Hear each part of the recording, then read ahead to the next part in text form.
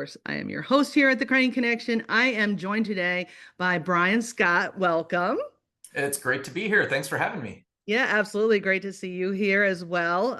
Now, Brian recently left Valera, where you may know him from, to be join us wonderful self-employed people. He is the co-founder at RAI Partners, excuse me. And yeah, tell us a little bit more about that.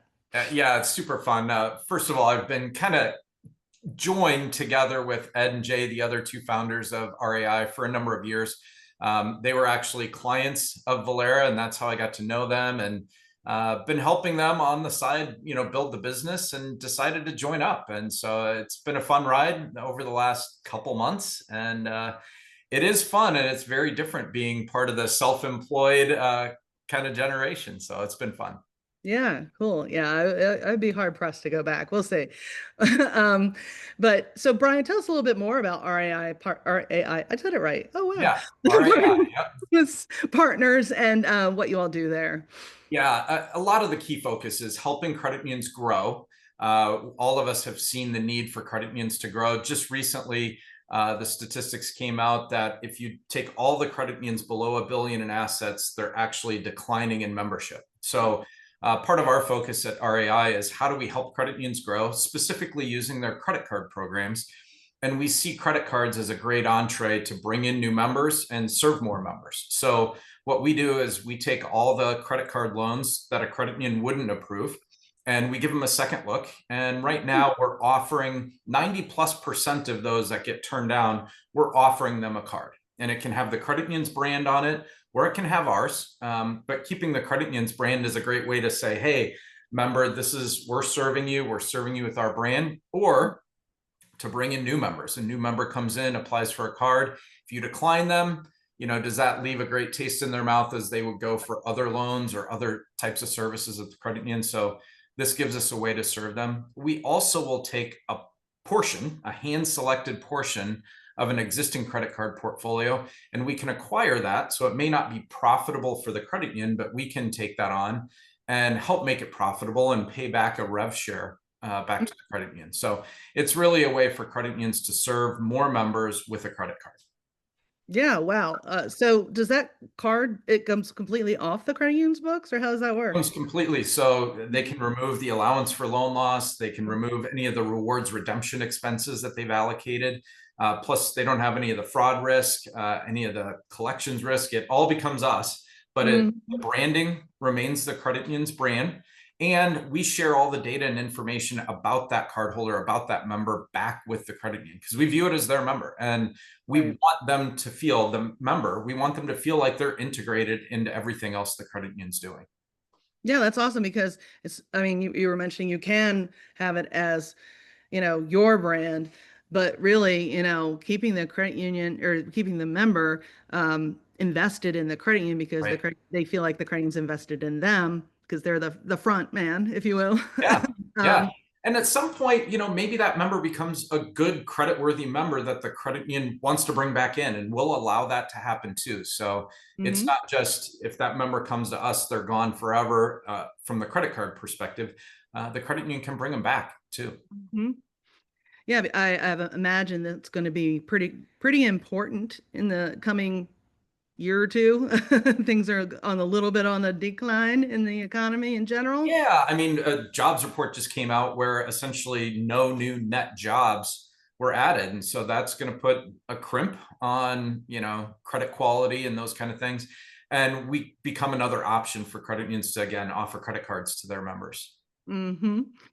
And so how do you, I mean, do you just take any portfolio or do you take like you analyze it first, I would assume, but Yeah, so we'll take any portion or all of a credit union's portfolio. We'll do some analysis on it and decide, what is the value of that portfolio. We have to make money off it too. But we also have the ability for federally chartered credit unions to charge more than 18% interest, which gives us a little bit of extra breathing room. Now, again, if your member doesn't get a card from you, they're probably going to Capital One or somebody else that's really going to charge them a high interest rate. right. We don't have any rates above 30% or anything crazy, but that difference between 18 and maybe 22 or 23%, which is super common amongst Capital One and others. It gives us the ability to serve that member, for us to make a little bit of money off it, but also we share some of that back with the credit union. So they're making some money off that member as well. So it's a way for all of us to be profitable and still serve the member.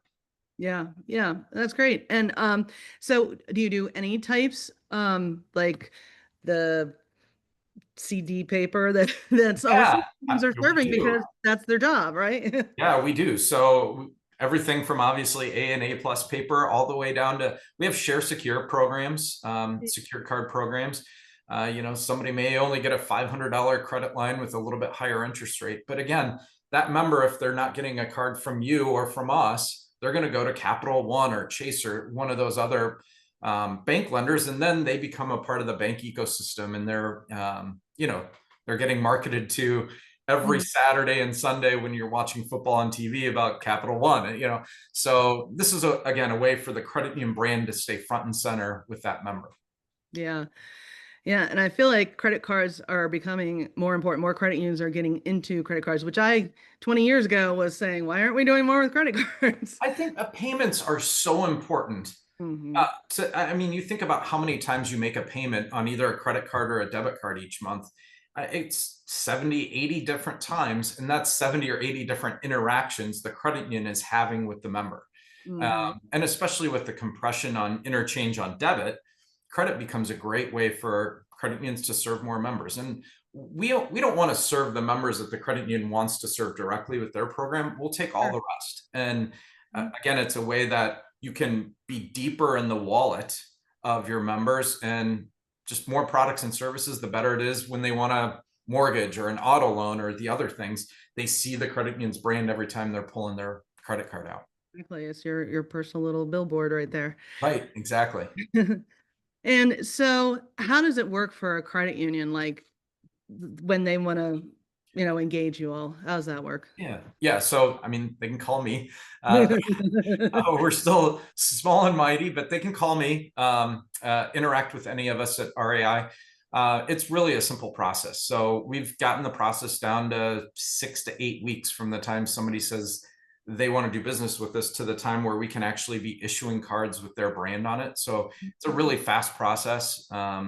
We integrate with the loan origination providers that they have, so it can be a seamless experience. So if Brian applies for a card, he's not creditworthy at the credit union, he doesn't see that the credit union declined him. We'll integrate to the systems behind and we'll make an offer. And so it's not like Brian says, oh, the credit union declined me, but somebody else approved me. It looks like, hey, we declined you for the exact card that you applied for, but here's 3 other different cards that you do qualify for. So it's a great experience for the member too. It's instant, real time.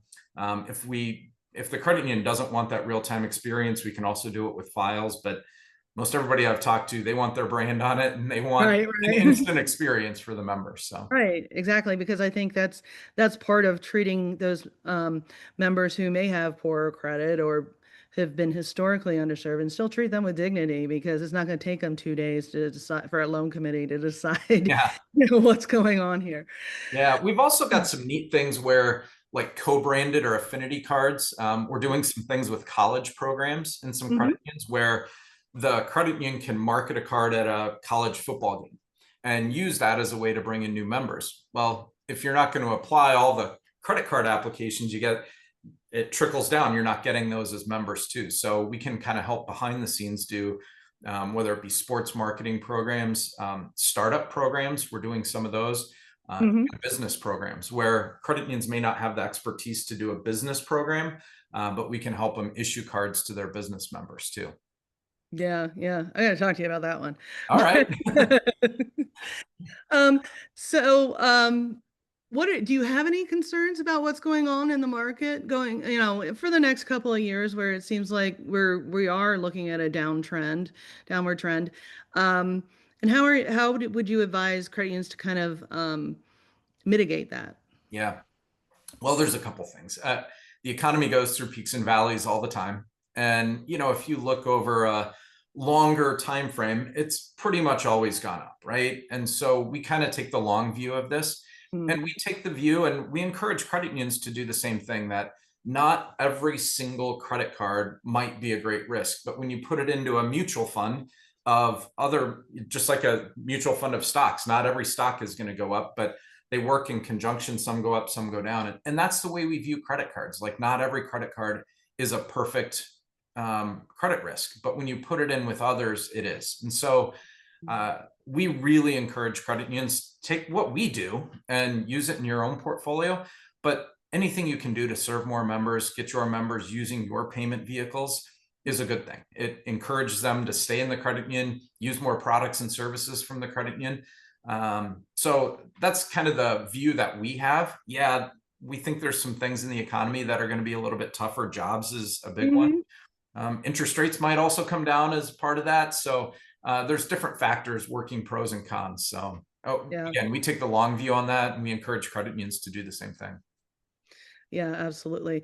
And so when a credit union is looking at its overall income, one of the things that I think is attractive about, especially credit cards, and you kind of touched on this, and debit cards, is the non-interest income Yeah. that your members never see, and it helps keep you a little less interest rate sensitive, a little Yeah. less, balance sheet sensitive.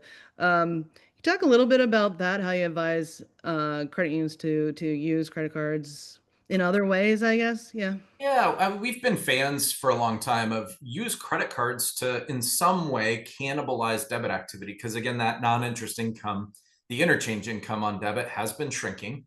Hmm. It's been relatively stable on the credit card side, and it's much higher. So for the members that are a good credit risk, encourage them to use credit versus debit.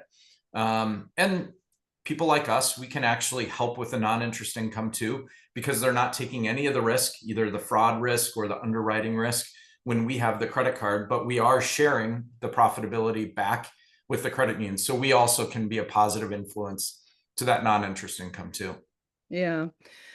And when you were talking a little bit about the affinity programs, those have been so popular. You see where those really help further get members interested and excited about their card and using it? Members and groups of members. So I think about schools a lot. There's a lot of school related credit unions. You think about, if I could use a card and have some of the income from that card go back to benefit my school, like, Mm. I'm going to use that card all the time. And those types of affinity programs have really strong ties, whether it be for athletic programs, schools, firefighters. There's a lot of different things like that. We have one that's a pool players. They play pool. They have a strong affinity to that group. And so They're those things dropping a really, dollar down, they put their cards down. yeah, right. So, I mean, those things, people that are loyal to those things, they'll use those cards, and they'll use the credit union frequently too, that because of that affinity. So we see a lot of power in the affinity marketing programs. Hmm. How many credit unions are you working with right now? Right now we have 8 that have signed up and are live with us. Right now I probably have 30 others that have interest that we're going down the path with, but we have 8 that are live with us right now. Okay, cool. And so what have been the results, like, if you can speak maybe in aggregate as far as the benefit to the credit unions? Yeah, so the biggest result is the 8 credit unions that we're dealing with, they are bringing in way more members, and they're able to use their credit cards to market to new members. And that's been one of the best things that we've seen, is credit unions no longer are scared to offer their credit card to new members that they don't know if they're a good credit risk or not. And so having us behind the scenes to help with that has been really positive. The other is just serving more of your members that want the card from you. So existing members that are already in have been extremely satisfied that they're not getting turned down. So those have Hmm. been 2 of the biggest benefits. And then obviously, we just talked about the non-interest income. It's just an extra source of income that the credit unions weren't getting before. You decline the Hmm. card, there's nothing that comes out of it. When we process it, you get a rev share. So Right, right. And the whole point of being a credit union is to say yes as much as you can, right? exactly I right. think personally, Yeah, philosophically anyway. we think that too. Yeah.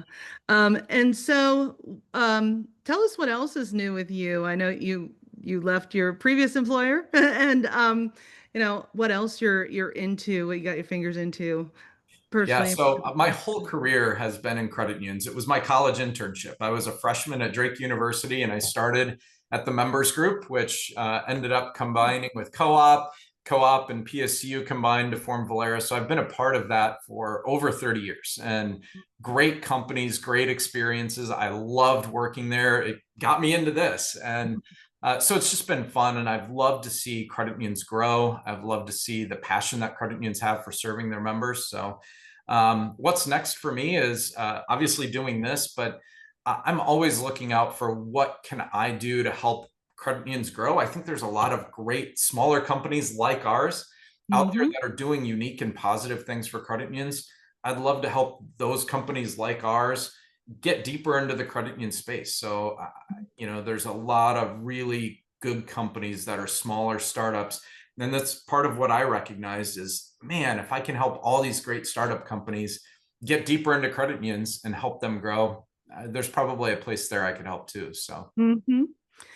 And so, I mean, there's also all these other payment systems entering in. yeah.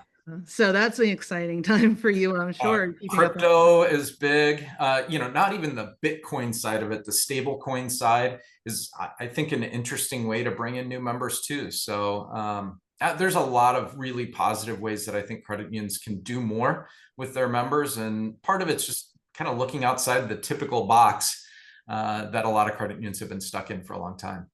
Yeah, and I think they're ready for that now. I feel like, Me too.